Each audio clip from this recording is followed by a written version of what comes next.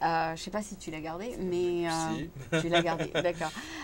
Et je voulais savoir un petit peu ton background. Donc, bon, on sait que tu es allé à l'université américaine, mais tu as vécu en France en J'ai premier vécu en temps? France, je suis né en Champagne-Ardenne. Je suis D'accord, né dans les Ardennes. d'accord. Et Ouais. qu'est-ce qui t'a amené ici alors? Une Bah, girlfriend? l'école. Ah, juste l'école? Ouais, ouais, juste l'école, ouais. Ah, c'était Ouais. pas une Non, fille. c'est pas, il n'y a pas une histoire romantique en dessous de ça. Non, non, non, c'est, voilà, j'avais envie de vivre l'expérience américaine, des universités Et américaines. tu as eu le student visa. Et j'ai eu un, voilà, bah, quand j'ai été pris, derrière, ils te donnent un visa d'étudiant, hein, donc ça n'a pas été un souci. Donc je suis venu pour ça. Je D'accord. rêvais depuis longtemps de la Silicon Valley et voilà, c'était un rêve de venir ici. Bon, C'était bien? ouais. Et tu es resté Et je suis resté, et c'est vrai que c'est toujours pareil, hein, on se dit on va repartir l'année bientôt prochaine, et on ne repart bientôt, pas. et on ne repart pas. Et c'est vrai que Donc, tu as 5 ans, donc 4 5 ans, dont deux à l'école et 3 à comme travailler, hein, businessman. comme businessman. Ouais. Ah d'accord, donc Ouais. maintenant on peut dire que pratiquement que tu es américain. On va pas dire ça, hein. On va dire que Non, je suis 5 ans, français. il paraît qu'après 5 ans tu peux devenir américain. Oui, mais je veux pas le devenir. Français, résident aux États-Unis, je préfère. Tu préfères ça? Ouais, bien sûr. Si jamais tu veux retourner, tu peux avoir la double nationalité. Oui, tu peux avoir, mais même, j'ai pas envie d'avoir la nationalité américaine particulièrement. J'ai envie qu'ils m'acceptent sur leur territoire et que je puisse travailler ici et vivre ici. Ça te suffit. Ça me suffit, voilà, je suis Tu français. n'avais pas envie de voter pour Obama par Non, non, exemple. non, je préfère voter en France. Je me sens plus, j'écoute France Info tous les jours. Donc tu as voté pour Sarkozy. J'ai voté pour Sarkozy, ouais. Ouais. D'accord. Donc Ouais. tu as pu voter à travers le consulat comme tout le monde. Voilà. D'accord. Non, j'étais en France en fait. Donc j'ai voté À en cette France. période-là, tu Voilà. étais en France? Voilà. Ouais. Non, moi j'ai J'étais voté à rentré en travers le France. consulat. Donc finalement, est-ce que tu veux me dire dans tous ces péripéties, tu es encore jeune bien sûr, mais est-ce qu'il y a eu des problèmes de t'adapter à la culture américaine? Franchement, je crois que, et tu le sais comme moi, on est à San Francisco. Dans un Et melting pot? on est dans un melting pot extrêmement Varié. varié, extrêmement intellectuel, par Oui. essence. Oui. J'aurais peut-être eu du mal si j'étais à Kansas City Oui, ils sont ou à tous, Phoenix, ouais, c'est mais vrai. on est dans la ville, ici et New York, on va dire, où c'est le plus facile de se sentir comme un poisson dans l'eau, où D'accord. c'est on s'adapte très très rapidement. Et puis Ouais. surtout, je pense que le fait d'avoir été à l'école ici, où tu te fais beaucoup de copains, où voilà, l'adaptation se fait à travers une école et rend les choses très très faciles. J'ai beaucoup de copains qui sont restés dans le coin après l'école. Donc j'ai pas trouvé ça très très différent d'ailleurs bon. Est-ce que tes habitudes, par exemple, gastronomiques ont changé? Oui, mais j'essaie de les rapprocher le plus possible de mes habitudes manger sain. françaises. Donc Ouais. je mange des croissants le matin, C'est vrai? quasiment, Ouais. quasiment tous les jours. T'aurais un café Mais prêt? je les achète à Costco Ah, et ils sont très bons. d'accord. Alors ça Tu les c'est achètes pas à la boulange? je les achète pas à la boulange parce qu'il n'y a pas de boulange juste à côté de là où je suis, mais Où tu habites, dans quel quartier? j'habite dans la Marina. Ah, c'est bien, je Voilà. suis dans le Lower Pacific Heights, donc Ouais, on n'est ouais. pas très loin. Mais on a un dans le Lower Pacific Heights sur Pine. Ouais. Donc, mais bon, ça c'est Un détail, oui. à savoir que les croissants Costco sont très bons. Ah bon? On les met dans le four, Et ils on sont les très bons. prépare. Ils sont aussi bons, je te garantis, que les croissants que tu vas trouver ailleurs, hein, comme la boulange et compagnie. C'est vrai? Oui. Ça, j'ai jamais entendu ça. Alors, je satisfait ou remboursé. Tu vas les acheter. Si ça ne te plaît pas, je te les rembourserai. D'accord, d'accord. Il faut que j'aille à Costco alors. Tu les mets dans le four, hein, attention. Hein. Ah, il faut bien chaud. Il faut que ça soit un peu croustillant. Voilà. D'accord. Et là, ça rivalise n'importe quel autre croissant. Ah, d'accord. Donc c'est des trucs comme ça. Bon, mais ça c'est un copain qui m'en a parlé. Et tu as derrière, suivi son conseil. Et j'ai suivi son conseil. J'y croyais pas trop. Ouais. Hein, j'étais un peu sceptique comme toi, Ouais. Costco, croissant, etc. Truc de Et fou. non, ben voilà, et ça a changé ma vie, quoi. D'accord, mais en général, enfin, les gens à Costco, c'est des gens qui ont des restaurants, qui veulent acheter en gros, etc. Non, non, la clientèle de Costco est une clientèle qui est relativement aisée, contrairement à ce qu'on pense. Ah oui? Eh oui. Ah bon? Et oui. Je crois Et que les produits sont. Costco est le plus grand vendeur de vin aux États-Unis. Ah bon? Eh oui. D'accord. Donc tout le monde a un peu une fausse image les restaurateurs vont pas à Costco, hein, très rarement. Mais C'est des prix de gros, non? c'est des prix de gros, mais c'est juste on achète plus. Plus. Mais derrière, voilà, c'est des produits. Mais après, si tu achètes plus, donc tu auras beaucoup de choses à jeter. Et ça c'est un des soucis que j'ai souvent, c'est que comme je voyage beaucoup, ben, Quand tu souvent, retournes, tu retournes, c'est plus bon, donc au final, ben, t'as pas forcément fait une bonne affaire. Ah, C'est vrai. d'accord. Donc il faut faire attention à ça. Hein. Les croissants, en général, je les termine. D'accord. Donc, est-ce que tu as pu amener un peu de ta famille ici? Non, en visite. En visite, d'accord. Ouais, mais j'ai pas importé de famille. En fait, c'est un peu comme moi parce que je suis là depuis beaucoup d'années et aucun membre de ma famille ne veut venir ici. C'est difficile de faire venir les gens quand ils sont habitués à un endroit. Voilà, c'est ça. Et on ne peut pas leur en vouloir. Donc ma mère, elle parle pas anglais, elle n'a pas le permis de conduire. Ah ouais, ce serait difficile. La faire venir ici, la pauvre.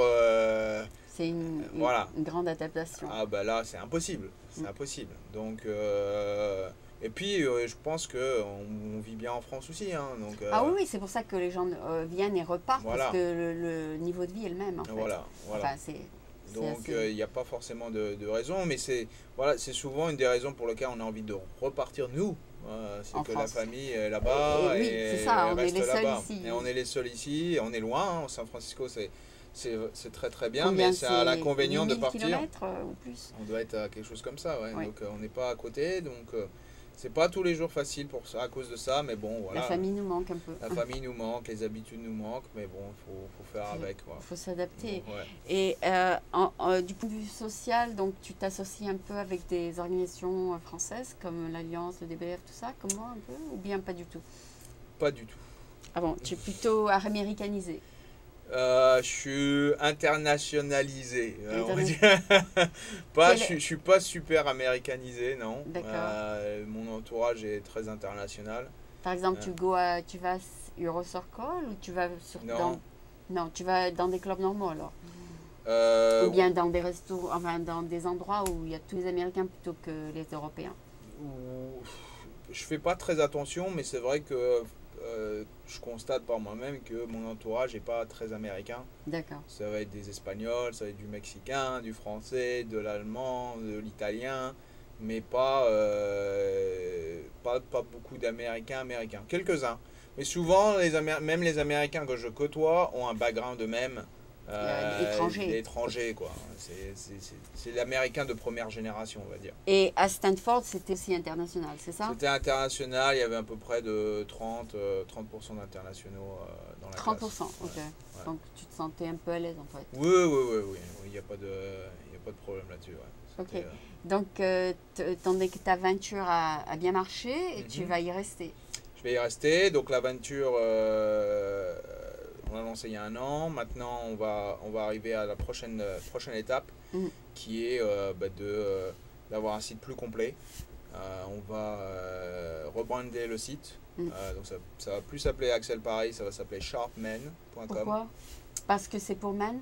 C'est pour men, et puis aussi parce qu'on va vendre des marques d'autres designers. Ah. Donc il n'y aura pas aucune chance de faire Sharp Women?